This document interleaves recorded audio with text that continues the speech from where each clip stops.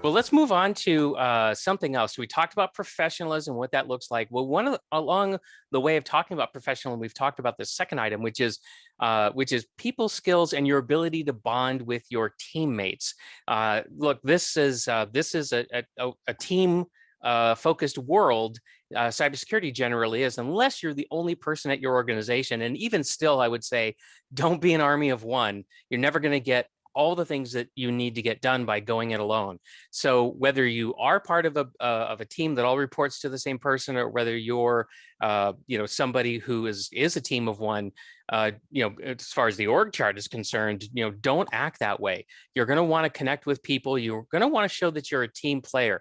So I expect you to be friendly, and I expect you to find your place on the team. Now, what I've noticed about cybersecurity people, especially very, very technical ones, is this can be a real problem for them, and for different reasons. But really, what a lot of it comes down to is they would just prefer to work with the technology rather than work with the people. And I do understand that, but you cannot be so obsessed with the technology that you're an asshole. Can I just say that? Yeah.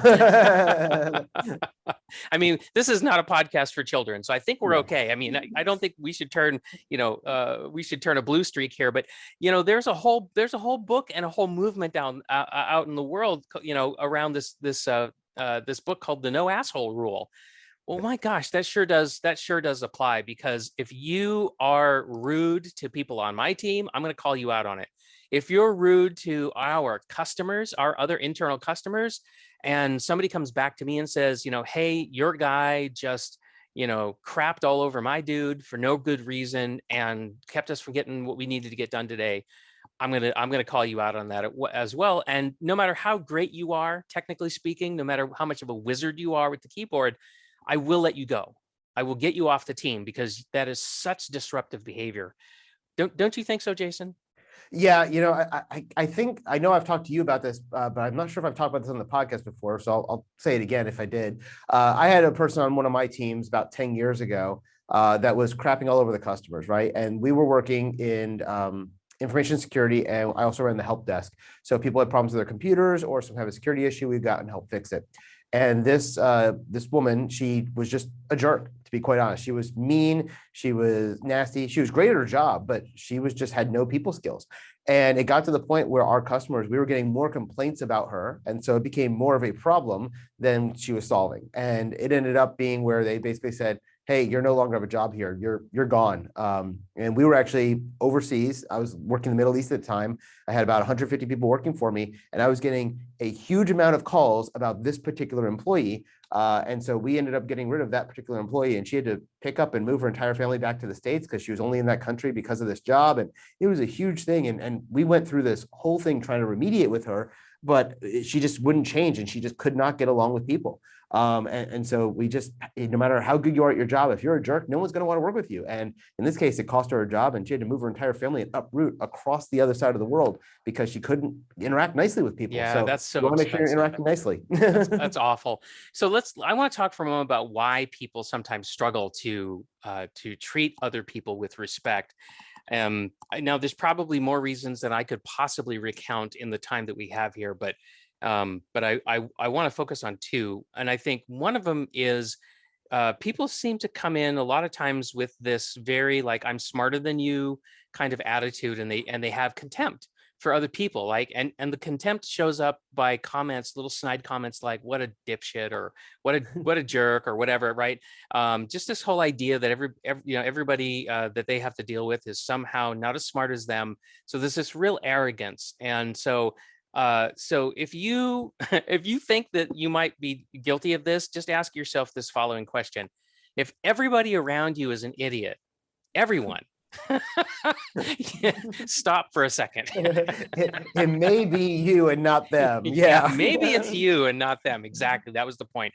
Okay, so that's one thing. Now, the other thing I wanted to say is that, and I'm going to speak from experience here for myself. It turns out that I've had quite a bit of social anxiety over the course of my life. And at first I didn't know what it was. I didn't have enough self-awareness to realize what was going on, but eventually I did. And I've taken steps to deal with that, including counseling and medication. All right. So I'm admitting that here because I know that social anxiety is a big deal. I know a lot of people suffer from it, but they don't all understand what it is, and there's a stigma about getting help. So I don't want that for you. If you're a person who feels uncomfortable around people, has a hard time being around people, you might have some kind of social anxiety, and I want to encourage you to check that out. Have you seen social anxiety, Jason, in people that you've worked with? Oh yeah, yeah, big time. I mean, especially when you start dealing with more of the technical side of this business, you sometimes get a lot of people who they got into this because their personality is they don't want to interact with other people. They're comfortable being alone in the basement, in the dark room by themselves, doing their own thing, right? Yep. And so I think our industry just kind of tends to attract some of those people. Hmm. But just like every other industry, there is this importance of social skills and dynamics because that's really kind of where you quote make your money inside your profession and where you're going to get those promotions is because you're getting along with people. They can't see this team without you. I know we've talked about this before during the pandemic. One of the things that a lot of people they went home and everybody was starting to work remotely, which some people thought this was the worst thing ever because they don't like being home alone. They want to be able to have people to talk to. And other people thought this is the greatest thing ever. I'm getting so much work done. No one's bothering me. I can just put my head down and get the work done I need to get done.